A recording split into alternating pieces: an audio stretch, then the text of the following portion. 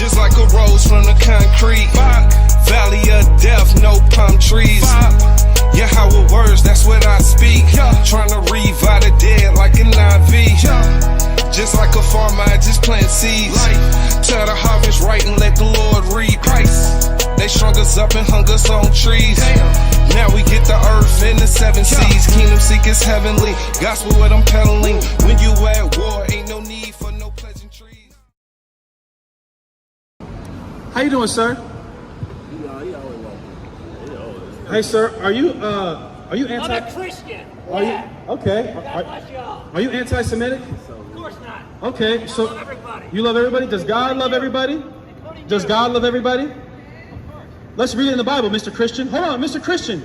Peter said to sanctify the Lord God in your heart and be always ready for an answer. Why aren't you obeying Peter and giving me an answer, Mr. White Man? It's all right. Where are we at? Give me Romans 9:13. She said, yeah. God, where the Bible say God love everybody? That's not there. It don't say that in there. Huh? How do you, hold on, first of all, how do you know God's a he? Exactly, so you get to create your own version of God. You know why God's a he? Because this whole concept that you got of the one singular God comes from the Bible, but there's things in the Bible that don't agree with your lifestyle.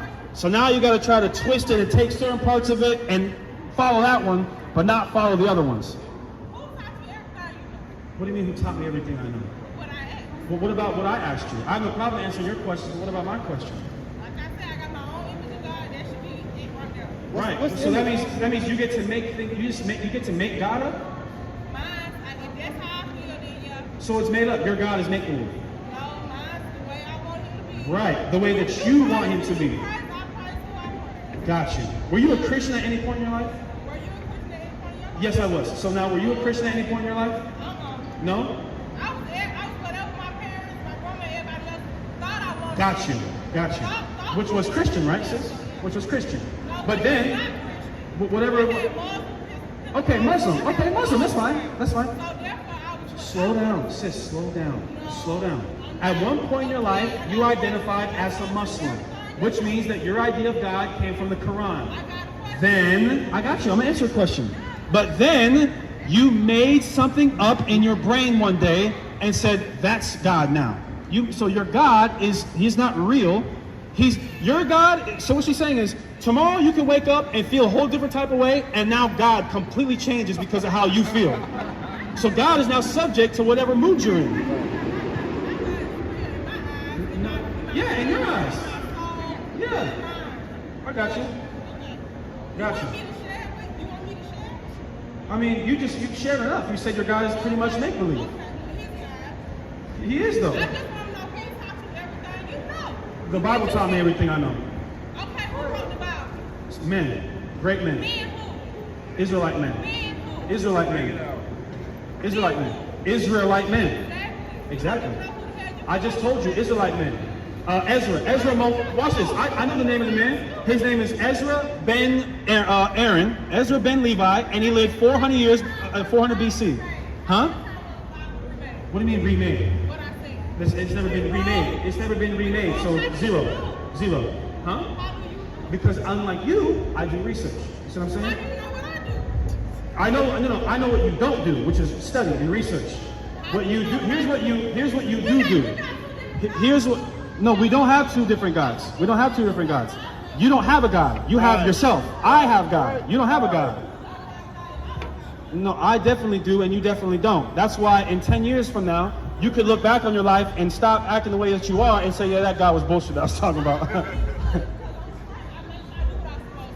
How do you know what you're supposed to do? I know what I'm supposed to do. How? Not based off what a book told me. But how do you know that, though? Because you don't even follow me. No, stop. How do you know what you're supposed to do? How do you know what you're supposed to do? How do you know what you're supposed to do? How do you know what you're supposed to do? How do you know what you're supposed to do? How do you know what you're supposed to do? And this is the problem with black people. This is the problem with black and Hispanic people. Because they think that they can just make a God up in their minds and just live with however the hell they want to live. And that's why we get murdered by the police. That's why the white man can come and push crack in our communities, because every nigga think that he can just live whatever lifestyle he wants to live, and everything's gonna be okay. Meanwhile, we getting murdered, and nobody's doing anything to uplift our community. And your lifestyle is negative. We're going backwards. It's negative against life, and it's especially negative against black life. Yeah, it is. Because watch this, if every black person becomes a homosexual, where are black people going to be in 100 years? They're going to not exist. So your lifestyle is completely against God. It's against nature. Right. Got you. Go ahead. It's the book of Proverbs, chapter 12, verse 15. The way of a fool. The way of a what? The way of a fool. The way of a fool. Go ahead. Is right in his own eyes. Yeah, it's right in her. It's right in this sister's own eyes. Because unfortunately, sister, you're foolish right now. But it's okay. We just read the scripture where it said we used to be foolish. There's brothers and sisters that probably thought similar to how you thought, but we actually did a little bit of research and I just repeated what we saw on YouTube, and now we have some information. Go ahead. And you, so is it bad to listen to somebody else? Is it bad to listen to somebody else? I do listen to what I feel like it's right. What she feels like. From somebody else. From somebody else. From somebody else, right? I think that sounds good. But for somebody else. If it makes sense. Yes, You it does. believe what you believe. You see how you don't want to admit that your own logic is stuck right now. You admit that if it makes sense, so what we saying makes sense off of what somebody else talking. Watch this. It doesn't make sense because it doesn't agree with what the hell you think. Right. That's why it don't make sense. It's just because you live a certain type of way and you refuse to correct yourself. Right. Now God's got to be wrong. Go ahead. The way of a fool is right in his own eyes, Yep. but he that hearkeneth unto counsel, He that listens unto counsel, unto wisdom, go ahead, but he that hearkeneth unto counsel is wise. is wise. There's no wisdom in homosexuality. There's no wisdom in homosexuality because homosexuality is against life itself. Right. Again, if what you're saying is to do, huh? What? Okay. Yeah. Got you. Yo, you for black people? She looked right to the white man. I'm not racist. I'm for whatever race. Got you. That's good to me. Let's hold up, Caesar. Who's here? Now, remember, y'all, she said her God is a man, and it's this man. There you go. This is the God she made up. There it is. It is. That you're talking to the God that you made up. There's your God right there. See, she was yapping her mouth, running her mouth. Give me that, a foolish one who's clamorous. She was running her mouth when her own people are trying to love her and correct her and teach her. Let this cracker come up here and she gonna shut up and listen to everything he's got to say. Let this white boy whose ancestors killed our ancestors, raped our foremothers, burned us alive, hung us from trees, let him come over here and talk to you. You ain't gonna say nothing to him. He's the devil. That's who he is. That right there, right there is the goddamn devil. And when Jesus Christ comes back, they're all gonna pay for what they have done, man. And we actually have the testicular fortitude, which you're pretending that you have. We actually have that, and we're gonna be able to tell the white man he's the devil to his face. Go ahead. Proverbs 11:21. Though hand join in hand, Yeah. the wicked shall not be unpunished. You see that? Though we want to have our heads so far up the white man's ass, they're not going to be unpunished. Because Jesus Christ ain't coming back to save no damn Captain Save a damn cracker, all right? He's not coming back to save no Uncle Tom. He's not coming back to save no house niggas. He's not coming back to save some bootlicking, butt dancing, bojangling ass. Look, why are you defending this man? Why are you standing behind y'all? Are y'all you know why? Because, like we said, behind every great black man is a black woman. But in front, the obstacle in front of every black man is another weak black person. To defend, to be the first line of defense for their master, the white man. Ain't that some shit, man? Ain't that crazy? Because our people have been duped into believing that they are God. That's why we're going to pray to this dude every Sunday. Every single Sunday we're going to pray, not us, but our people, pray to a white man. Unbelievable. What's going on, brother? How you feel about what we've been talking about thus far? It's got a lot of truth. Okay, so if it's a lot of truth, that means you're saying that some of it ain't true. So what part of it do you think is not true?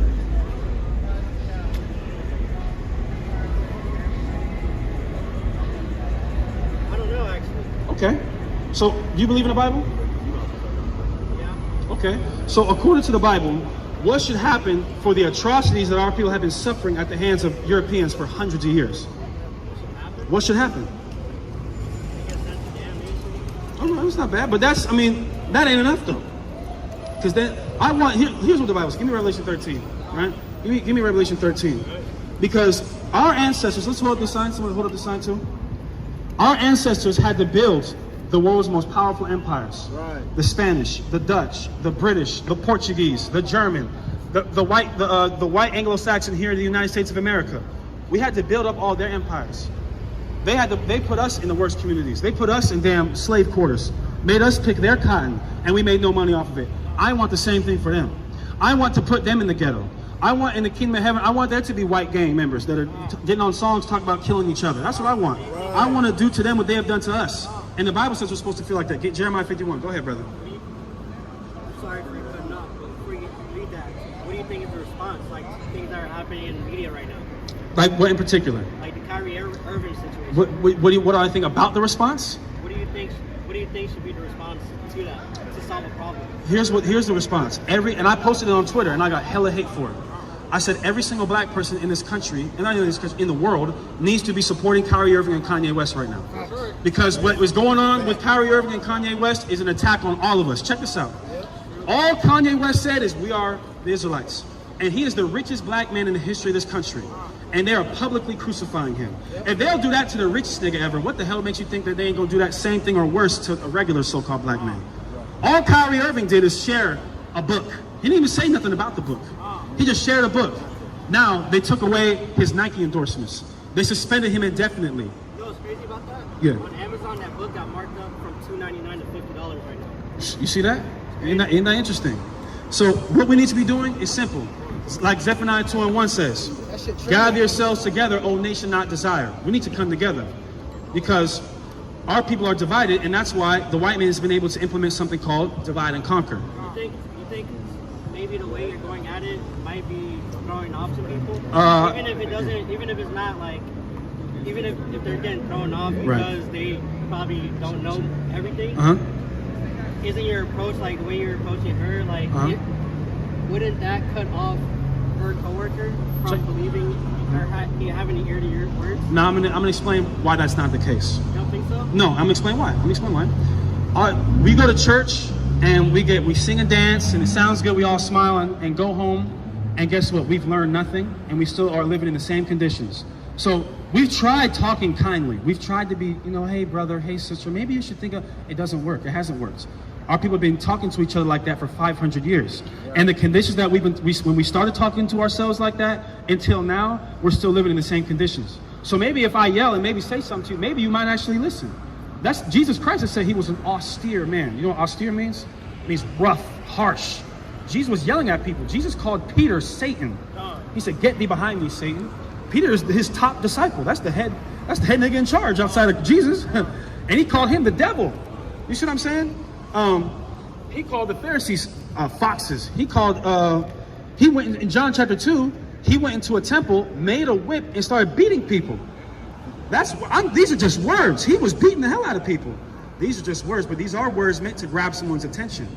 Because if I was to just talk like this, and like a nice soft, nobody would want to listen to that. That's not empowering. I have a question. Yes, sir. Isn't that the King James version? Yes, sir. The Catholic Bible? That's not the Catholic Bible. It's not? Is No. it? What is the type of Bible? Well, King James was not a Catholic. He was a Protestant. Protestant Bible. Yeah. And it's different from the Catholic Bible, right? Well, the Catholic Bible, so for example, let me get the 1611 real quick again. So in 1611, the first King James Bible was translated, right? From Hebrew, Latin, and Greek to English. And it had books that are called the Apocrypha in it, 14 books. Then the Protestants later took those 14 books that are contained right here and removed them. So the only difference between the King James Bible and maybe a Bible like the NIV or the ESV, the main difference is going to be the lack of these books in it. Yeah, I heard they cut it down. Yeah, they removed 14 books. I have another question. I lost it though. What's stopping? How do you know what they're depicting and your preference of a Bible is different? Is correct versus a Catholic Bible depicting probably that Jesus? Give me the intro to Sirach. That's a good question. So what the brother's asking is, okay, well then, how do you know when you read the King James Bible versus reading the Catholic Bible, versus reading any of these other translations, how do you know what you're reading is correct? That's why we don't just study one version of the Bible. We do something called multi-translation comparison. So we'll read a little bit of the King James, we'll read a little bit of the NLT, and we'll compare those things. And we'll compare them to something called source documents. Because it's called the King James translation, meaning it comes from something and was translated later into English. The King James specifically comes from the Masoretic text, which is a Hebrew document, and the Textus Receptus, which is a Greek document. So what we do is we compare ancient manuscripts with newer manuscripts with different versions of the Bible, and then because of that, now we're able to see, okay, this is what it means. Do you ever know about the Sumerians? The Sumerians in the Bible? Yeah. Yeah, like their version of the Bible predates. You're talking about the Sumerian Pentateuch? They're tablets, right? They're like stone tablets. So the Sumerian Pentateuch is the Torah. That's what it is. The Pentateuch. That's what the Pentateuch is just the Torah, right? So 5 books, exactly. That's what Pentateuch means. Like a pentagram got 5. You see what I'm saying? That's so. It's what is your question about it? I've heard that a lot of the Christian Bibles depicting Christianity, like they what do you call it? They got their text from the Sumerian text, and it got translated and abridged into their own type of story, and that's how a lot of religions might have came to be. Mm-hmm. So I think that's interesting because the Sumerian text predate a lot of Jewish texts. It may predate some, but the oldest versions of the Bible are not the Sumerian Pentateuch. We have the Dead Sea Scrolls, the Greek Septuagint. Those are all, even the Masoretic text. I believe the Masoretic text. I could be wrong about the Masoretic text, but absolutely the Greek Septuagint and the Dead Sea Scrolls are older than the Sumerian Pentateuch. Right. Okay, so the Sumerians probably got it from those books. Well, that doesn't, well, it's like a brother said, there's oral tradition. So they didn't have to get it from those books. They could have got it from another document that we don't have, or it's just yet to find. You see what I'm saying? Yes, sir. But again, brother, we teaching our people that we're the real Jews. If you believe in the Bible, what does the Bible say Jesus looked like? I don't know. I haven't read Revelation. a lot of it. That's all right. That's why we're here, brother. Give me Revelation chapter 1, verse 14. It's the book of Revelation, chapter 1, verse 14. His head and his hairs were white like wool. So it said Jesus had woolly hair. What race of people have woolly textured hair, brother? Woolly? Woolly, yes, sir. As in like woolly textured hair, black people. Black people, boom. Okay. So that's it. And the only way a white person get woolly hair, you got to put some relaxer in there, like Bob Ross, or get a perm. But he ain't just wake up and get his hair wet and walk out and it's boom. No, they got dog hair. Or like Charles the White said, we have hair, they have fur. Go ahead though, listen. As white as snow. Except his was white. Go ahead. And his eyes were as a flame of fire.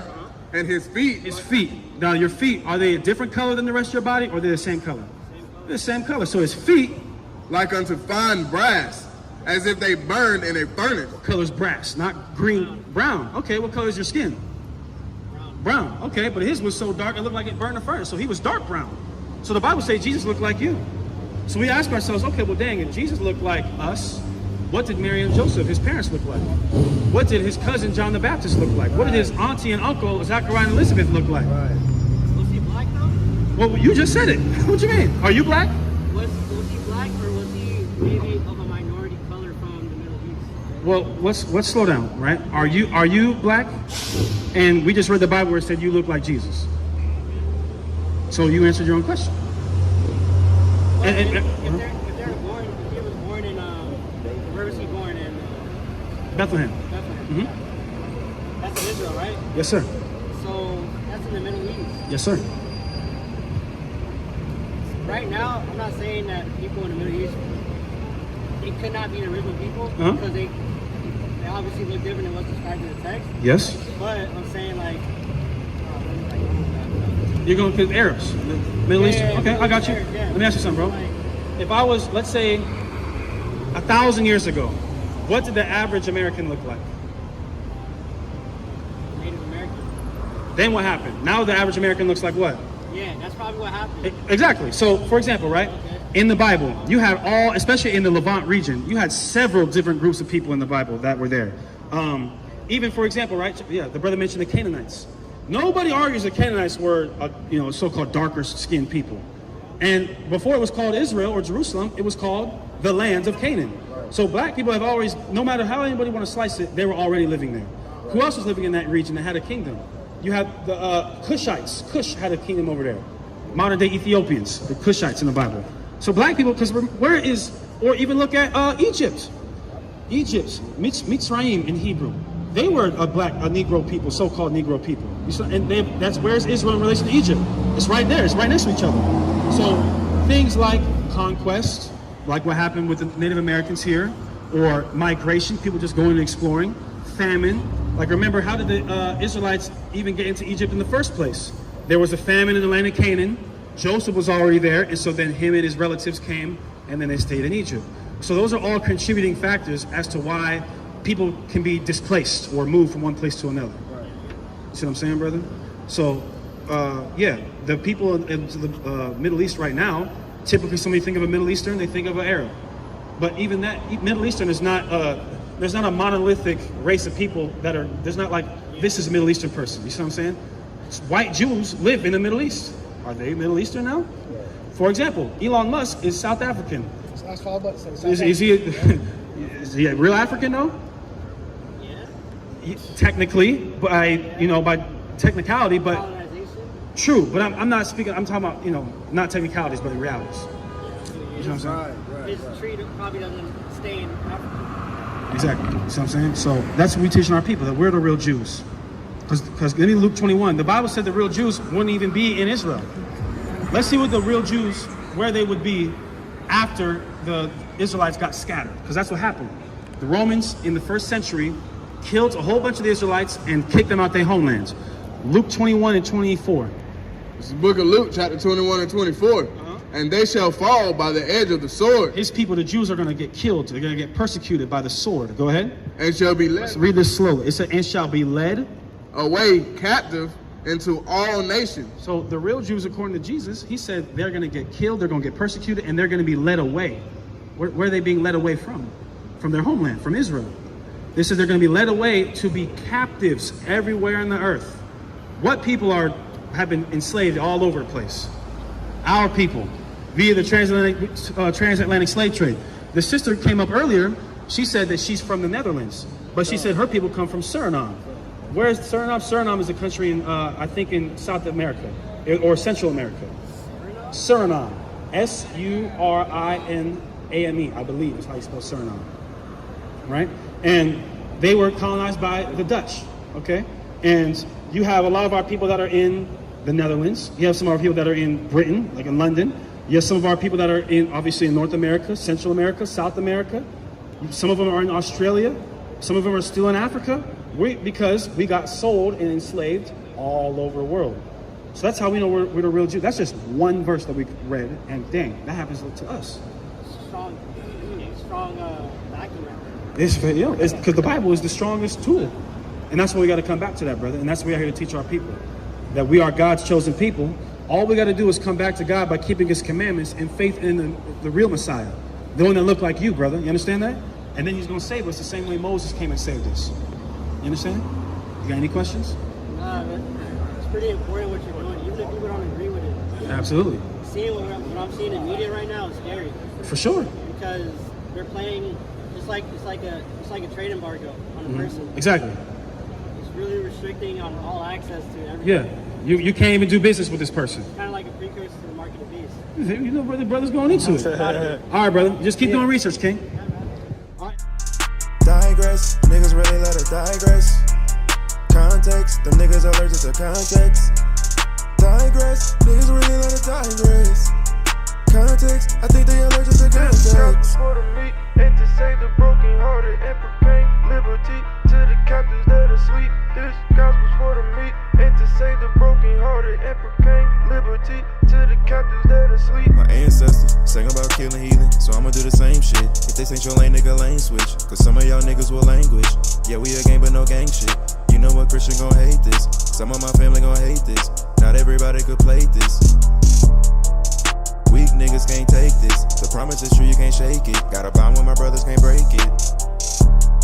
Got 2 keys when my gun be on safety. Will I ever need it? Maybe. I just be praying for safety.